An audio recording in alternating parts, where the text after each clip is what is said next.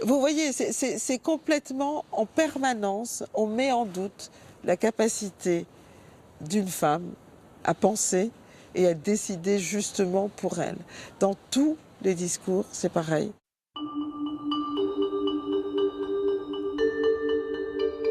Depuis les années 60, la population mondiale est passée de 3 à 7 milliards.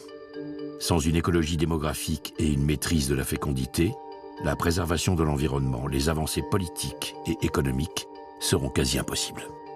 La science et les femmes sont deux composantes, de facteurs de la vie au XXe siècle qui sont majeurs.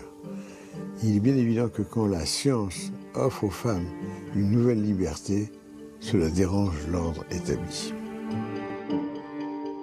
Rebonsoir, et on prolonge ce documentaire ce soir dans Droit de Suite pour s'interroger sur l'application de la loi aujourd'hui en France concernant l'IVG. 4 invités sont avec moi pour ce Droit de Suite ce soir. Pascale Boitard, bonsoir. Bonsoir. Vous êtes ancienne secrétaire d'État chargée des droits des femmes. C'était entre août 2014 et février 2016. Vous aviez été élue députée en 2012 dans la Somme sous l'étiquette socialiste. Merci d'avoir accepté notre invitation ce soir. À vos côtés, Geneviève Garrigos, bonsoir. Bonsoir. Vous êtes membre du comité exécutif et porte-parole de la Fondation des femmes qui récolte des fonds auprès des institutions privées et aussi d'ailleurs des particuliers pour les reverser à des associations défendant les droits des femmes dans notre pays. En face de vous, Julien Borovzik, bonsoir. Bonsoir. Vous êtes député La République En Marche de la Loire, secrétaire de la Commission des affaires sociales de l'Assemblée nationale et vous êtes aussi médecin généraliste. Et c'est important ce soir dans ce débat que nous allons avoir et votre témoignage sera bien sûr précieux. Puis enfin avec nous, Véronique Seyé, bonsoir. Bonsoir. Vous êtes coprésidente du mouvement français du planning familial. C'est un mouvement militant, il faut le rappeler. Oui, tout à fait. 76 associations départementales sur tout le territoire français et dans les DOM, justement.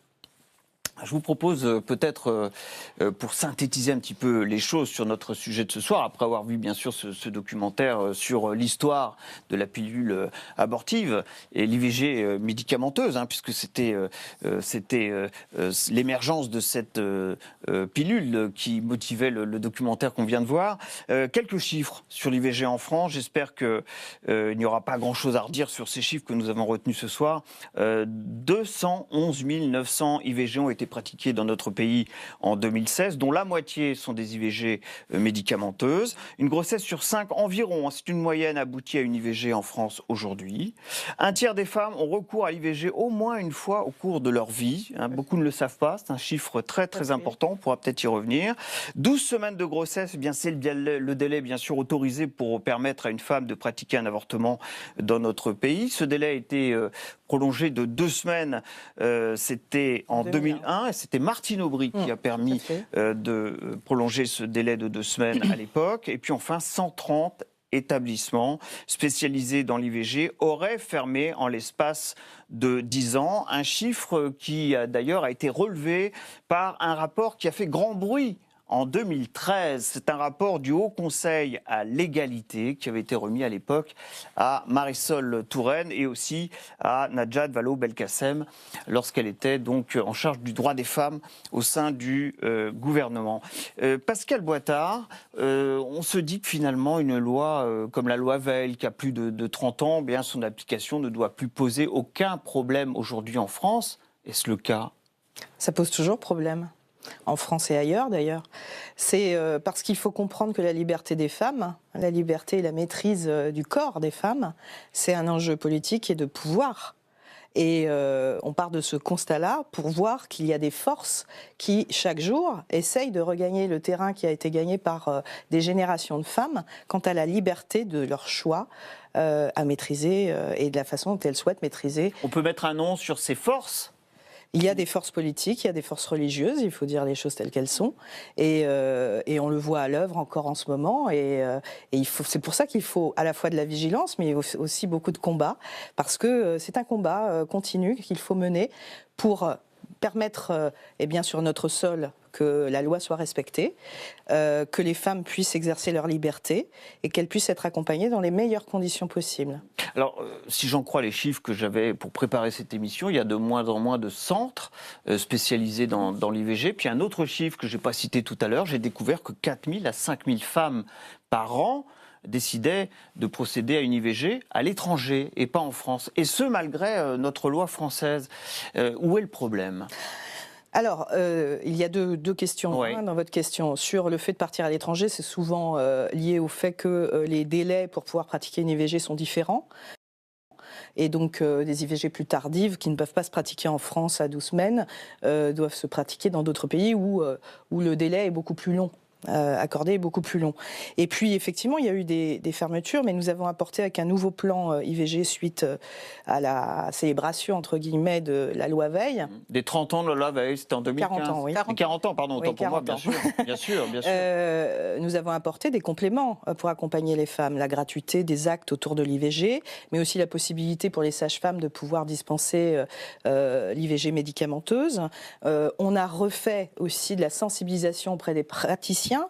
Et puis, évidemment, vis-à-vis de l'extérieur, mais tout ça en lien, bien évidemment, avec beaucoup d'associations, le planning familial et d'autres, pour que, justement, ce combat puisse continuer et que l'information puisse être diffusée avec de bons contenus pour que chaque femme puisse exercer sa liberté. On va y revenir, parce que l'accès à l'information pour les femmes nécessiteuses est très important. J'avais mis ces deux chiffres en parallèle, c'est 4 à 5 000 femmes qui décident de procéder à un IVG à l'étranger. Et puis cette baisse des centres en France spécialisés dans l'IVG, parce que j'imaginais qu'il pouvait y avoir un lien, c'est-à-dire qu'on n'avait plus assez de place en France pour pratiquer ces interventions dans les délais pour les femmes nécessiteuses. Il y a tout de même un lien entre les deux, cette baisse des centres. Il y a certainement un lien entre les deux.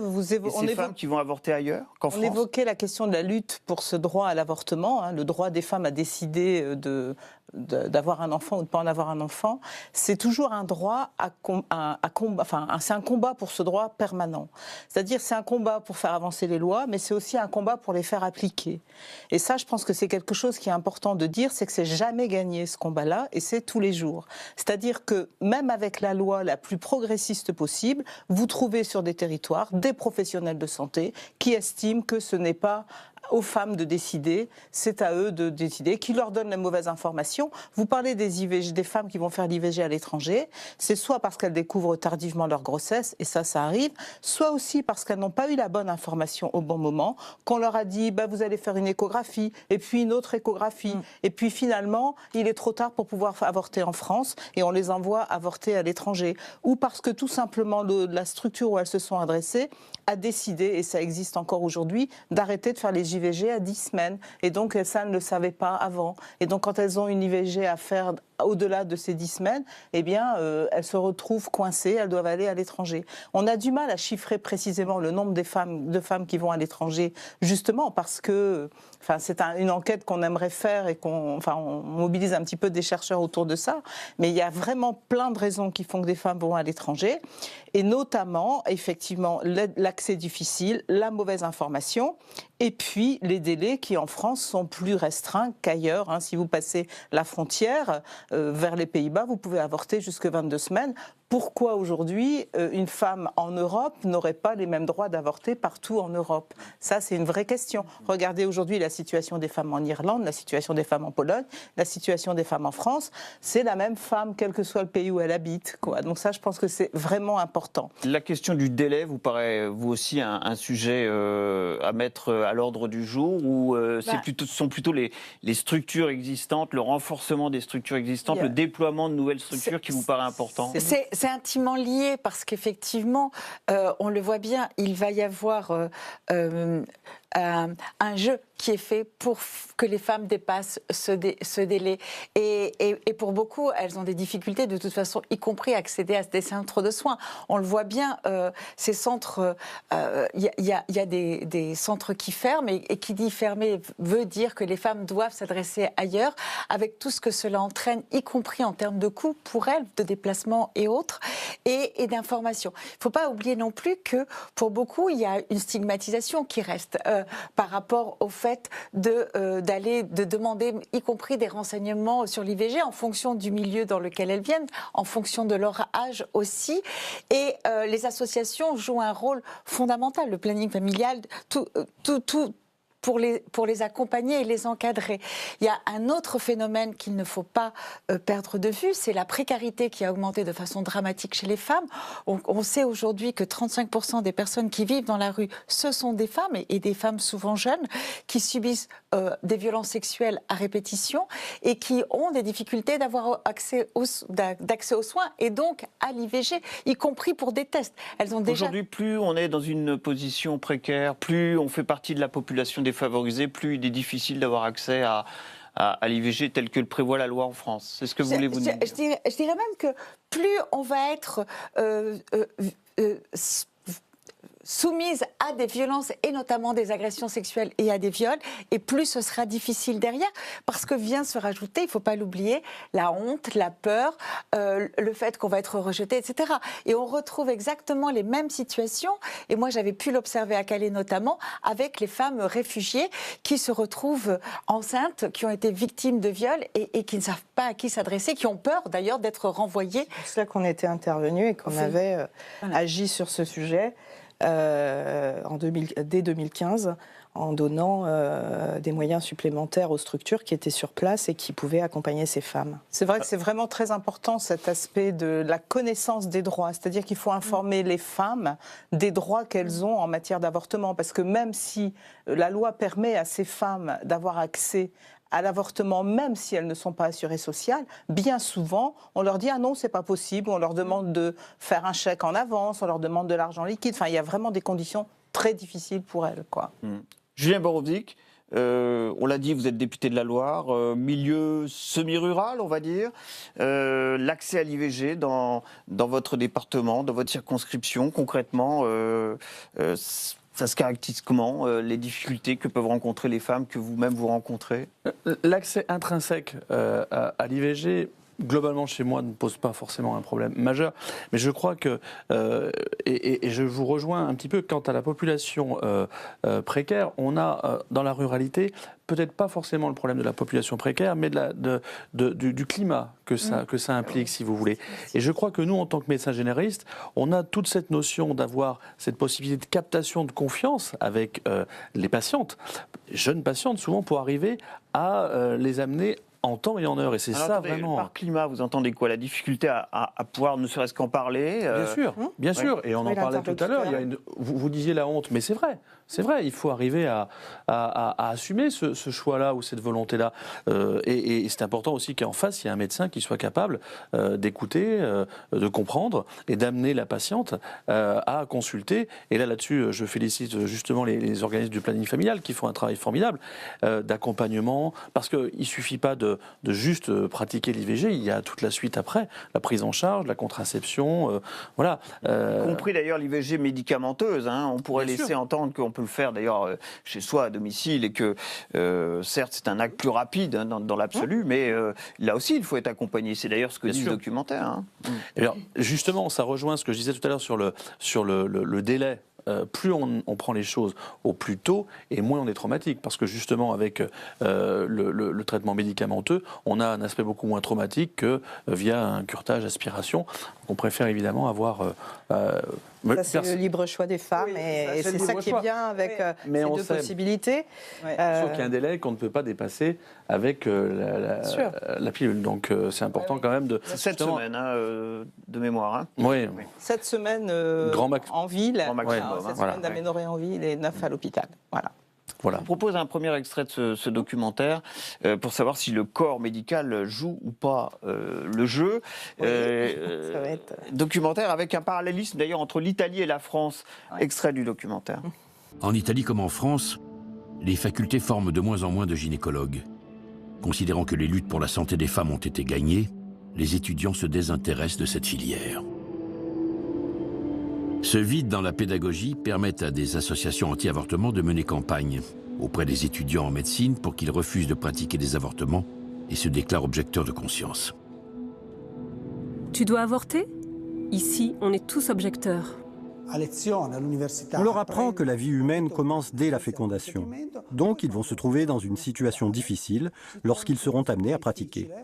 Ils se rendront compte que pratiquer l'avortement, ça va contre ce qu'ils ont appris. Donc cela provoque un conflit intérieur. Et c'est si vrai qu'aujourd'hui, 70% des gynécologues sont objecteurs de conscience. C'est parfaitement logique. Alors, bien sûr, on ira chercher une réponse auprès de vous dans un instant. Pascal Boitard, c'est vrai que tout est dit. Les médecins aident à donner la vie, ils aident à préserver la vie. C'est pas du tout ce qu'on leur propose avec l'avortement. On ne va pas reprendre les arguments des opposants à l'IVG. Ouais. Mais... Alors, est-ce qu'il y a du côté du corps médical un véritable frein à appliquer la loi en France? Est-ce qu'il y a, je repose ma question, du côté du corps médical, un véritable frein dans l'application de la loi en France aujourd'hui, en 2017? Alors, il y a plusieurs aspects. D'abord, il faut dire que la génération des médecins, on va dire militants, est en train de prendre sa retraite. Et donc, ils sont beaucoup moins nombreux aujourd'hui à vouloir participer à une pratique de l'interruption volontaire de grossesse. Ça, c'est un fait. Deuxièmement, effectivement, le corps médical est traversé aussi par les débats de société et il est aussi impacté par ce qui se passe. Il n'est pas épargné. Et donc, moi, j'avais pour projet, justement, de faire la tournée un peu des facultés de médecine pour pouvoir parler de cela. Je n'ai pas pu le faire. Voilà, je n'ai pas eu assez de temps pour le faire, je le regrette profondément, parce que je crois que c'est extrêmement important. Il faut dire aussi que les militants ou autres qui pratiquaient et qui étaient volontaires pour le faire, n'étaient pas valorisés aussi dans leur parcours personnel, professionnel, lorsque ils étaient prêts à s'investir sur ces questions. Et suite au fameux rapport du Haut Conseil à l'égalité de 2013 que j'ai évoqué tout à l'heure, il a tout de même été pris la décision d'augmenter le forfait sur l'IVG. Parce que ce qui est dit dans ce documentaire aussi, c'est qu'on ne tire pas bénéfice de cet acte médical qui est l'IVG. Alors, ni un bénéfice. Et le gouvernement a choisi d'augmenter, en l'occurrence, à cette époque. Mais c'est surtout, je pense qu'il n'y avait aucune valorisation, voire au contraire, de ceux qui s'engageaient sur ces combats et sur cette pratique. Et ça, moi, je trouve ça dommageable. Je pense qu'il n'y a pas, on n'en parle pas suffisamment, on l'évoque pas suffisamment lors des études de médecine. Oui. D'où ce que je souhaitais faire. Et puis, encore une fois, il faut pouvoir s'adapter aussi à l'évolution des territoires. Et il y a des spécificités suivant les territoires. Et rien n'est inéluctable. Et tout peut être aménageable pour, à chaque fois, coller au territoire. C'est pour ça que nous avions aussi dans le dernier plan IVG, demandé à ce qu'il y ait des stratégies régionales qui se mettent en place, en lien avec les associations, en lien avec les praticiens, pour qu'il y ait une meilleure prise en charge. Et puis très concrètement, dans ce plan, les sages-femmes, désormais, peuvent pratiquer les IVG. Exactement. Pour peut-être compenser la médicamenteuse. Ouais. Mais il y a une chose qui est très intéressante quand on parle de vie, parce que c'est vrai que les médecins, ceux qu'on appelle les médecins militants, et quand on va justement à l'international, et pas très loin, en Irlande, à Malte ou en Pologne, les médecins, pourquoi ils se battent? Pour sauver les vies de femmes. Parce qu'ils ont vu des femmes. Et d'ailleurs, cette gynécologue qu'on voit de la maternité d'Elila qui dit « Moi, j'ai pris conscience quand j'ai vu la petite amie de mon frère qui était conduite à l'hôpital. » C'est ça, on sauve des vies avec l'IVG. Parce que les femmes, elles vont faire tout ce qu'elles peuvent pour ne pas avoir accouché. Donc c'est là aussi. Et ce sont des vies qui ont une valeur. Tout à fait. Et je pense que le problème, c'est que quand on acquiert des nouveaux droits, les gens oublient ce qui se passait avant qu'ils existent. Ils pensent qu'aujourd'hui, ils sont négligeables, alors que non, s'ils sont là, c'est qu'il y a des raisons. Donc c'est le message que vous avez envie de faire passer à de jeunes médecins qui ne savent peut-être pas encore vers quelle spécialité aller. Ils vont sauver des vies. Ouais. Ils vont sauver des vies. Et ça, je pense que c'est vraiment important. Une femme qui veut avorter, avortera dans de bonnes ou dans de mauvaises conditions. Ça, c'est la réalité aujourd'hui. Alors, ça, je pense que c'est vraiment très important. Donc, il faut accompagner cet avortement le mieux possible pour que toutes les femmes aient le choix. Qu'elles aient le choix de pouvoir avorter, qu'elles aient le choix de la méthode d'avortement, parce que je pense aussi qu'il n'y a pas de méthode traumatisante. À partir du moment où une femme veut avorter, elle avorte, et en France, on peut avorter dans de bonnes conditions.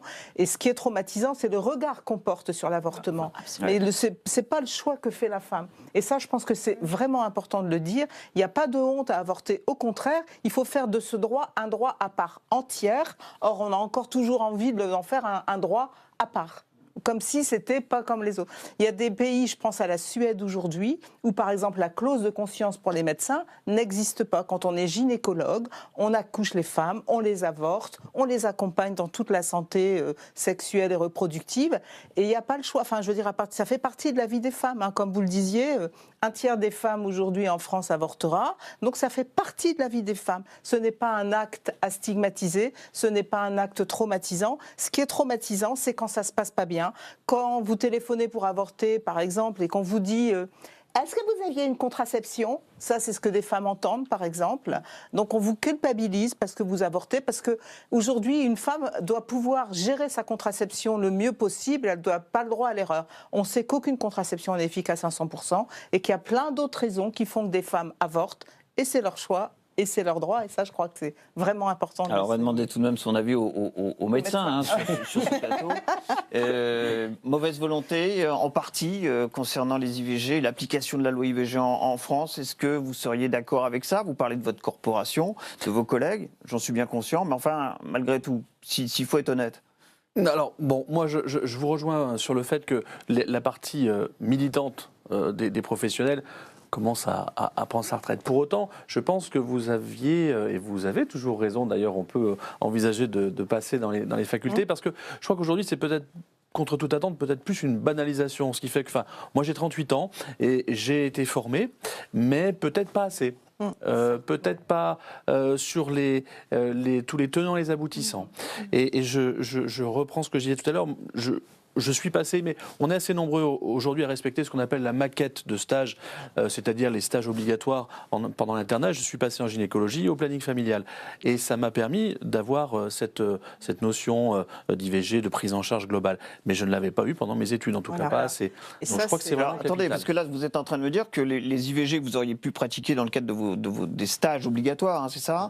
Vous l'avez fait durant votre internat. Oui. Il se trouve que lorsqu'on regarde de près un peu cet aspect des choses, ce sont souvent les internes qui pratiquent les IVG parce qu'on considère que c'est une intervention assez bénigne. Et donc, on les confie aux internes. C'est la réalité. Alors, essentiellement. C'est pas ce que je disais. Hein. Non, mais c'est justement ce qu'on constate. Je l'ai appris pendant mon internat, mais c'était, en tout cas, c'était à l'hôpital Émile Roux au Puy-en-Velay, pour pas le citer. Il y avait un encadrement complet avec sage-femme, gynécologue qui pratiquait les échographies. Enfin, non, il y avait un encadrement complet. Moi, je parle de formation vraiment, et c'est là que j'ai vraiment pris conscience du problème. Et juste pour terminer sur ce qui a été dit, il y a vraiment une notion médicale qui doit être prise en compte au plus haut point, c'est-à-dire le fait que on sauve souvent une vie. Parce que les femmes, et je vous rejoins totalement, de toute façon auraient avorté. C'est vraiment capital. C'est Axel Kahn tout à l'heure qui Elle aurait peut-être avorté dans des conditions non sécurisées. Oui, et Axel Kahn le disait dans le documentaire. Qui aurait pu mettre en danger leur vie. Je pense que c'est important aussi de prendre en considération que ce n'est pas forcément la fécondation qui fait la vie de l'embryon. Il le disait dans le documentaire, il le décrit très bien. Un fœtus à 5-6 mois est viable. Avant, non. Donc je crois que c'est important de l'avoir en tête. Ce n'est pas une vie qu'on annule. Bon, et c'est le médecin qui parle. Oui. Deuxième extrait, si vous le voulez bien, de ce documentaire, ça touche justement à l'accès à l'information, la problématique d'avoir accès à l'information et à une information qui pourrait être honnête, on va dire, et pas biaisée. Regardez cet extrait. Lorsqu'une jeune femme d'aujourd'hui désire interrompre sa grossesse, elle cherche tout d'abord ses renseignements sur Internet. Nous avons demandé à notre collaboratrice de jouer ce rôle. Et quand on cherche à s'informer sur l'avortement, on est tout de suite dirigé vers des sites anti-avortement qui se donnent l'apparence de sites officiels. Ils existent un peu partout en Europe et se présentent comme des sites administratifs neutres. Mais en réalité, ils profitent avec finesse de la détresse des jeunes femmes.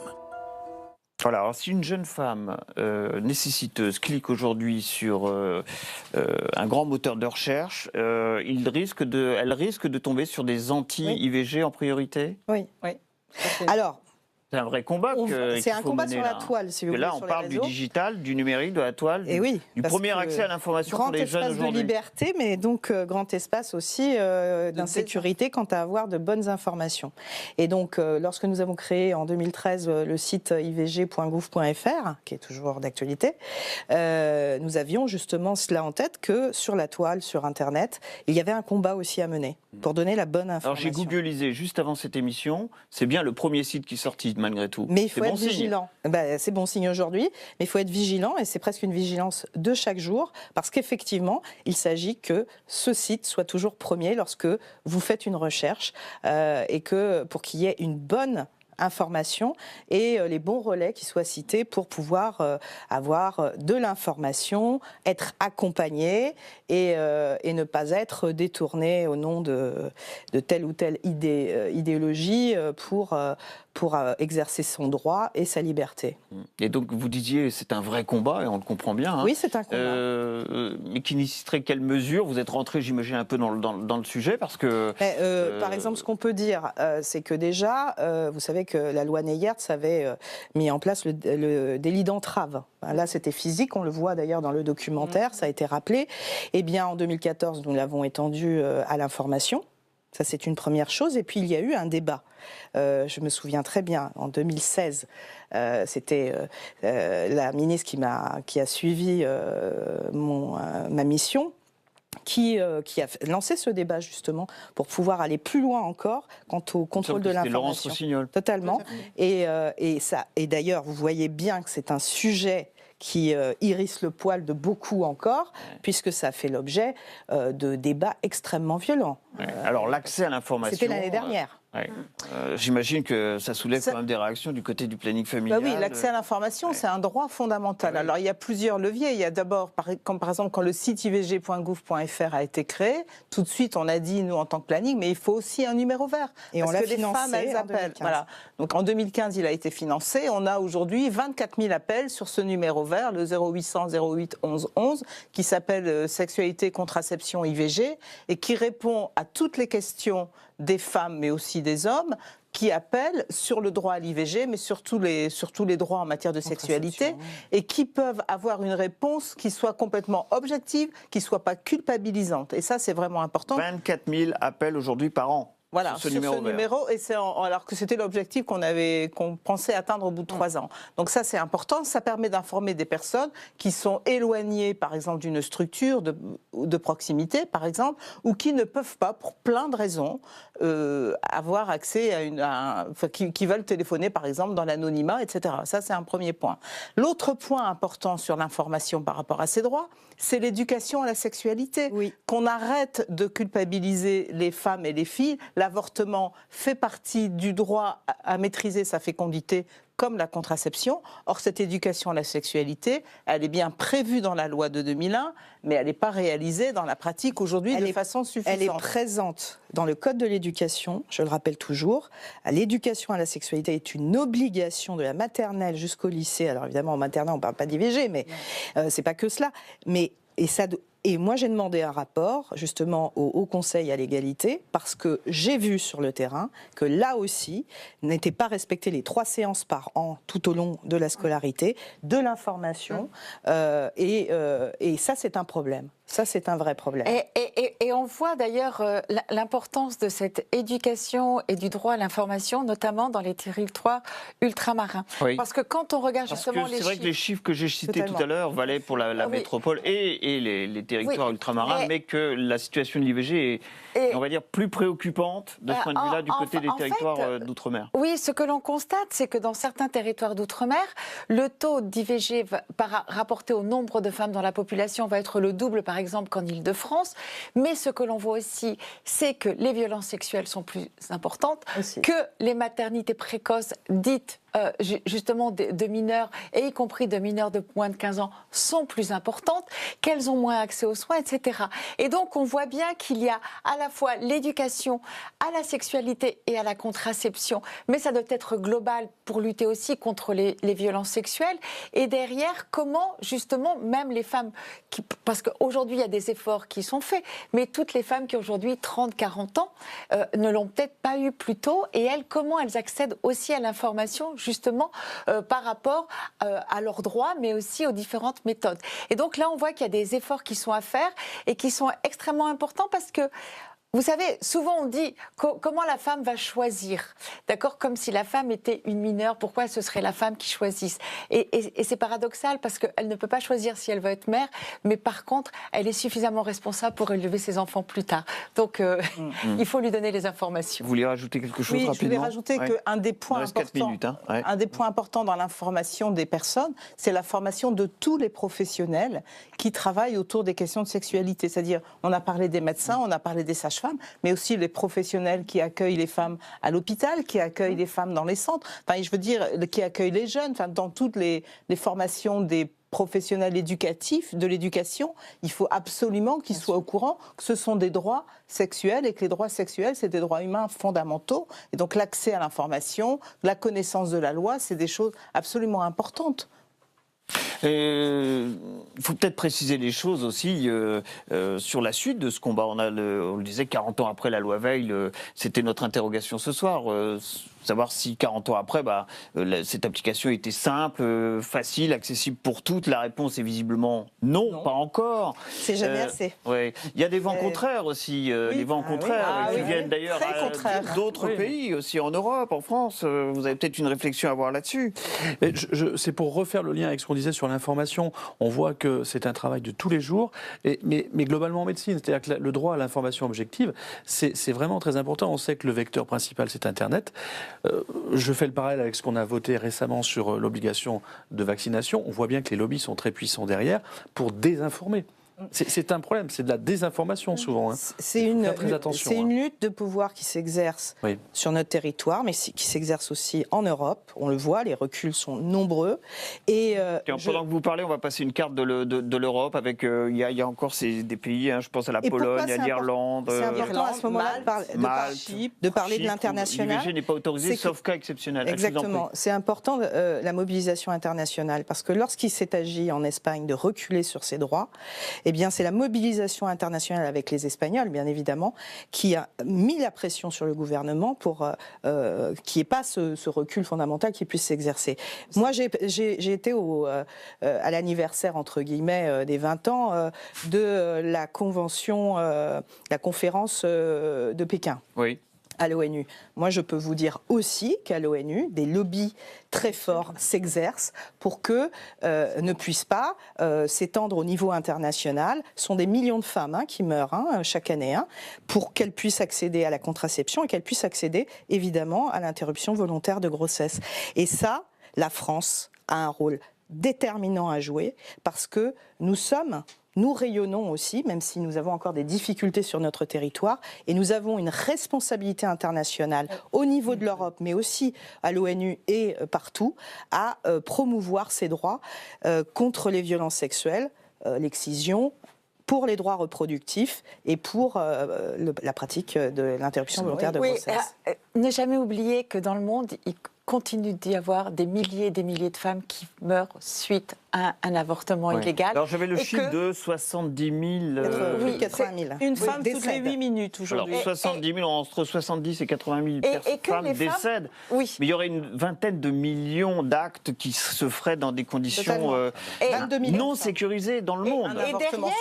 Et au-delà, et en plus, il y a des femmes qui, aujourd'hui, sont condamnées à des peines de prison extrêmement lourdes, y compris pour des fausses couches naturelles ou qu'on va laisser mourir parce que les médecins ont peur d'aller en prison.